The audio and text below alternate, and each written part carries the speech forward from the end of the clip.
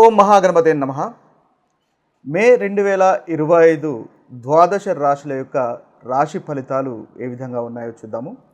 ముందుగా ఈ మాసంలో ఉన్నటువంటి గ్రహస్థితిని గనక ఒకసారి మనం గమనించినట్టయితే, ఈ మాసంలో మనకి శుక్రుడు మీనరాశిలో మే 18 వరకు సంచారం చేస్తున్నాడు. ఆ తర్వాత మేషరాశిలోకి శుక్రుని యొక్క సంచారం ఉంటుంది. ఇక రాహు వచ్చేసి మనకు ఈ మాసం చివరాంతం వరకు మనకు మీనరాశిలోనే సంచారం జరుగుతుంది. ఇక రవి మేషరాశిలో మే 13 వరకు ఉంటాడు. ఆ తర్వాత వృషభ రాశిలోకి సంచారం ఉంటుంది. బుధుడు వచ్చేసి మేషరాశిలో మనకు మే 23 వరకు, దాదాపు మే 23 వరకు ఉంటాడు. ఆ తర్వాత వృషభ రాశిలోకి సంచారం ఉంటుంది. ఇక గురువు వచ్చేసి ఈ మాసంలో ముఖ్యమైనటువంటి గ్రహ సంచారం కనుక మనము అనుకున్నట్టయితే, గురువు గత సంవత్సరం నుంచి మనకు వృషభ రాశిలో సంచారం చేస్తున్నాడు. ఈ మే 14 నుంచి గురువు మిథున రాశిలోకి సంచారం అనేది ఉంటుంది. ఇది ఒక ముఖ్యమైనటువంటి గ్రహ సంచారంగా, దీర్ఘకాలికంగా ఉండేటటువంటి గ్రహ సంచారంగా మనము భావించవచ్చు. ఇక శని వచ్చేసి మనకి మార్చిలోనే మీనరాశిలోకి సంచారం చేశాడు. అయితే ఈ మాసంలో మే మాసంలో కూడా శని యొక్క సంచారము మీనరాశిలోనే ఉంటుంది. ఇక కేతు యొక్క సంచారము కన్యరాశిలో ఉంటుంది. మనకి స్థూలంగా ఇవి ఈ మాసంలో ఉన్నటువంటి గ్రహస్థితి, అంటే 2025 మే మాసంలో ఉన్నటువంటి గ్రహస్థితి. ఈ గ్రహస్థితిని ఆధారంగా చేసుకొని మనము 12 రాశుల వారికి రాశి ఫలితాలు ఈ మాసంలో ఏ విధంగా ఉంటాయో చూద్దాం. ధనుసు రాశి వారికి ఈ మే మాసంలో ఉన్నటువంటి ఫలితాలు కనుక ఒకసారి మనం గమనించినట్టయితే, ఈ మే మాసంలో ముందుగా మీ రాశి వారికి ఉన్నటువంటి గ్రహస్థితి, ఏ గ్రహము ఏ స్థానాలలో సంచారం చేస్తుందో అది ముందుగా చూద్దాము. తద్వారా ఆ ఫలితాలు ఏ విధంగా ఉంటాయో చూద్దాం. అయితే ముందుగా మీకు చూసినట్టయితే, కుజుడు అష్టమ స్థానంలో సంచారం చేస్తున్నాడు. కుజుని యొక్క సంచారము ఈ రాశి వారికి అంతగా అనుకూలంగా లేదు. తర్వాత శుక్రుడు చాలా చక్కటి ఫలితాలు ఈ రాశి వారికి కలగజేస్తున్నాడు. శుక్రుడు 4వ స్థానంలో సంచారం చేస్తున్నాడు. మే 18 వరకు 4వ ఇంట్లోను, ఆ తర్వాత 5వ ఇంట్లో సంచారం చేస్తాడు. ఈ శుక్రుడి యొక్క సంచారము ధనుసు రాశి వారికి అనుకూలంగా ఉంది. ఇక బుధుని యొక్క సంచారము 5వ ఇంట్లోను 6వ ఇంట్లోనూ ఉంటుంది. 5వ ఇంట్లో మే 23 వరకు సంచారం అనేది ఉంటుంది. 6వ ఇంట్లో, అంటే చివరి వారంలో 6వ ఇంట్లో బుధుని యొక్క సంచారం ఉంటుంది. ఈ బుధుని యొక్క సంచారము 6వ ఇంట్లో ఉన్నప్పుడు చాలా చక్కటి ఫలితాలు ధనుసు రాశి వారికి కలగజేస్తాడు. ఇక రవి కూడా వీరికి 5వ ఇంట్లోను, ఆ తర్వాత 6వ ఇంట్లోనూ సంచారం చేస్తున్నాడు. అయితే ముఖ్యంగా రవి యొక్క సంచారం 6వ ఇంట్లో, అంటే మే 14 తర్వాత మీకు చాలా చక్కటి ఫలితాలు రవి వల్ల కూడా ఈ మాసంలో కలుగుతున్నాయి. ఇక ముఖ్యమైనటువంటి గ్రహ సంచారం కనుక మనం చూసినట్టయితే, వీరి గురువు యొక్క సంచారము 6వ ఇంట్లో నుంచి, అంటే వృషభ రాశి నుంచి మిథున రాశిలోకి మనకు మే 14వ తేదీన సంచారం అనేది ఉంటుంది. కాబట్టి ఈ ధనుసు రాశి వారికి గురువు 6వ ఇంట్లో నుంచి 7వ ఇంట్లోకి సంచారం చేస్తాడు. అయితే 7వ ఇంట్లో ఉన్నప్పుడు గురువు యొక్క సంచారం అనేది చాలా చక్కటి ఉత్తమమైనటువంటి ఫలితాలు ఈ ధనుసు రాశి వారికి కలగజేస్తాడు. అయితే ఈ ఫలితాలు కేవలం ఈ మాసం మే మాత్రమే కాదు, ఏదైతే సంవత్సరం నుంచి మీకు 6వ స్థానంలో సంచారం చేస్తున్నటువంటి గురువు ఇప్పుడు 7వ స్థానంలోకి సంచారం చేస్తున్నాడు. ఈ 7వ స్థానంలో దాదాపు సంవత్సరం వరకు ఉంటాడు. కాబట్టి గురు యొక్క సంచారము ఈ ధనుసు రాశి వారికి ఈ నెక్స్ట్ సంవత్సరం మొత్తము చాలా చక్కటి ఫలితాలు అధికంగా కలగజేస్తున్నాడు. గురు బలం అనేది ఈ ధనుసు రాశి వారికి ఉంటుంది అని మనం చెప్పవచ్చు. అయితే ఈ గురువు తన సప్తమ దృష్టితో లగ్నం పైన, అంటే మీ యొక్క రాశి పైన దృష్టి ఉంటుంది. కాబట్టి గురువు యొక్క దృష్టి చాలా శుభకరమైనటువంటి దృష్టి. కాబట్టి మీరు అనుకున్నటువంటి పనులు మీరు పూర్తి చేయగలుగుతారు. ధైర్యం పెరుగుతుంది.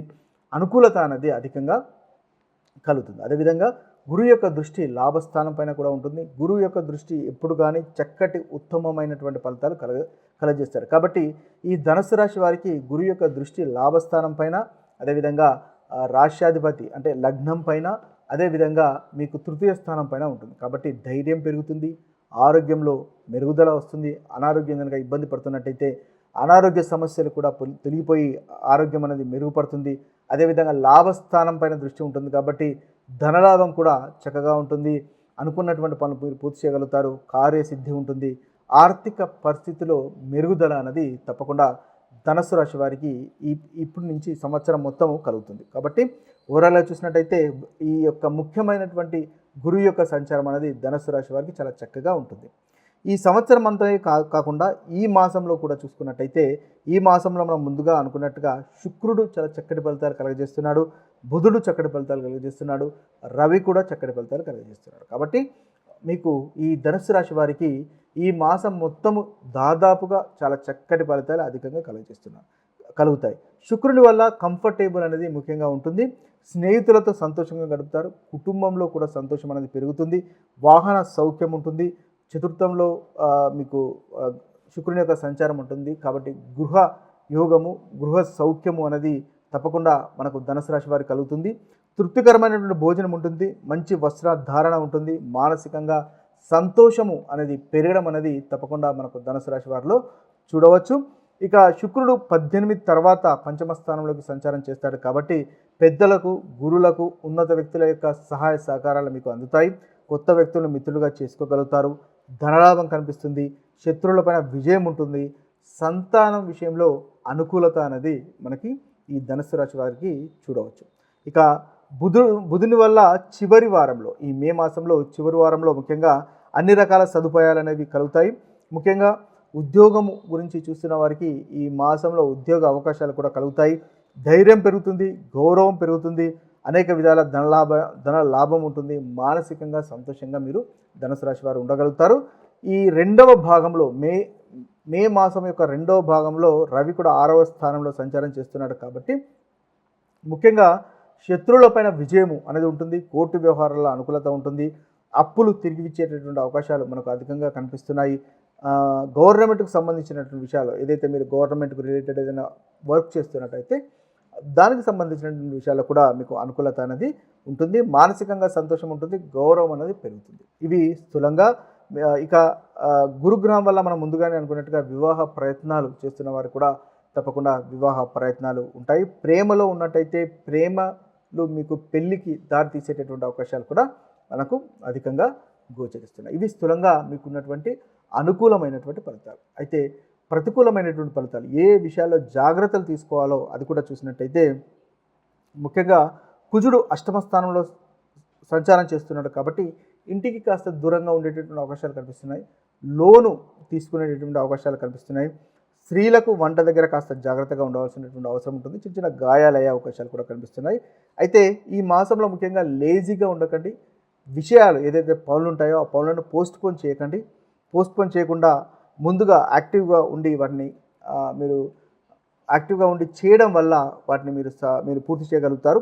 సంతానం యొక్క ఆరోగ్యం అనేది కాస్త ఇబ్బంది పడేటటువంటి అవకాశం కనిపిస్తుంది. కాబట్టి ఆ విషయంలో కాస్త జాగ్రత్తగా ఉండండి. రవి 5వ స్థానంలో అంటే మే 14 వరకు సంచారం చేస్తున్నాడు. కాబట్టి సంతానం మీకు వ్యతిరేకంగా ఉండేటటువంటి అవకాశాలు కనిపిస్తున్నాయి, అంటే మే మొదటి భాగంలో. కాబట్టి ఆ విషయంలో జాగ్రత్తగా ఉండండి. సంతానంతో కాస్త సంయమనం పాటించండి, తద్వారా మంచి ఫలితాలు కలుగుతాయి. భార్య అనారోగ్యము ఉండేటటువంటి అవకాశాలు కనిపిస్తున్నాయి. కాబట్టి ఆ విషయంలో కూడా జాగ్రత్తగా ఉండండి. ఇవి స్థూలంగా ధనుసు రాశి వారికి ఉన్నటువంటి రాశి ఫలితాలు. ఇక ప్రతికూలమైనటువంటి ఫలితాలు తొలగిపోయి అనుకూలమైనటువంటి ఫలితాలు కలగడానికి ముఖ్యంగా సుబ్రహ్మణ్య స్వామిని పూజించండి, తద్వారా మంచి ఫలితాలు కలుగుతాయి. లేదా హనుమంతుని పూజించండి, తద్వారా ప్రతికూలమైనటువంటి ఫలితాలు తొలగిపోయి అనుకూలమైనటువంటి ఫలితాలు ఈ మాసంలో కలుగుతాయి. ఇవి స్థూలంగా ధనుసు రాశి వారికి ఉన్నటువంటి రాశి ఫలితాలు. ఇవి స్థూలంగా ఈ రాశి వారికి ఉన్నటువంటి రాశి ఫలితాలు. అయితే మనం ముందుగా గమనించవలసింది ఏంటంటే, మీ యొక్క జన్మ జాతకంలో గనక చక్కటి గ్రహస్థితి కనుక ఉన్నట్టయితే మీ యొక్క దశ అంతర్దశలు అనుకూలమైన దశ అంతర్దశలు ఉండి అనుకూలమైన గ్రహస్థితి మీ జన్మ జాతకంలో కనుక ఉన్నట్టయితే ఏదైతే ప్రతికూలమైనటువంటి ఫలితాలు మనం అనుకుంటున్నామో ఆ ప్రతికూలమైనటువంటి ఫలితాలు కూడా అంతగా అనుభవంలోకి రావు అని గుర్తించండి. అయితే ముఖ్యంగా ఈ యొక్క రాశి ఫలితాలు అనేవి మనకు ఓవరాల్గా మాత్రమే అనుభవంలోకి వస్తాయని గమనించండి. ఇవి స్థూలంగా మనకు ద్వాదశ రాశిలో వారికి ఉన్నటువంటి రాశి ఫలితాలు.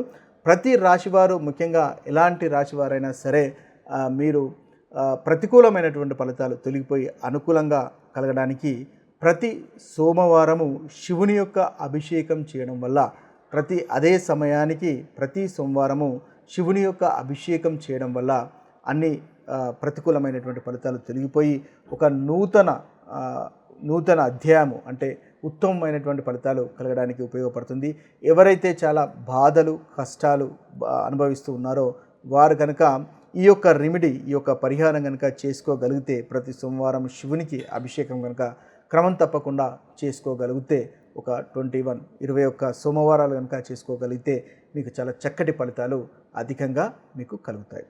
ఇవి స్థూలంగా మనకు ద్వాదశ రాశి వారికి ఉన్నటువంటి రాశి ఫలితాలు. మరొక వీడియోలో మరొక రాశి ఫలితాలతో కలుద్దాము. అంతవరకు సెలవు. సర్వే జన సుఖినో భవంతు. సర్వే సుజన సుఖినో భవంతు. నమస్తే.